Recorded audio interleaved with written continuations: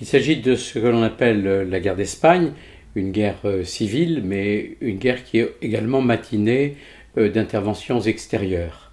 Une guerre qui est très importante parce qu'elle oppose deux camps, un camp nationaliste et réactionnaire, et puis un camp qui est républicain et révolutionnaire, mais ce deuxième camp lui-même est relativement divisé.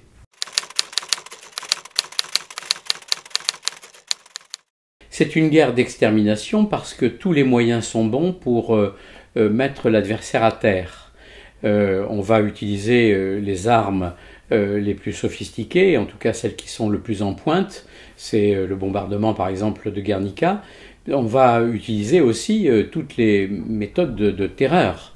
Les exécutions sommaires, la torture, le viol, et personne ne va y échapper.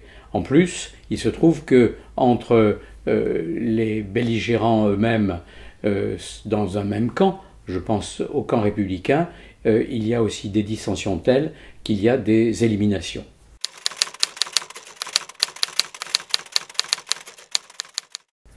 Alors le titre de l'ouvrage précise 36-45, parce que 36-45, ça va au-delà de la guerre civile proprement dite, mais ça indique bien qu'au-delà de la guerre vive proprement dite, il y a eh bien, toutes les vengeances de Franco arrivé au pouvoir qui va procéder à une élimination, et souvent une élimination physique, de ses adversaires.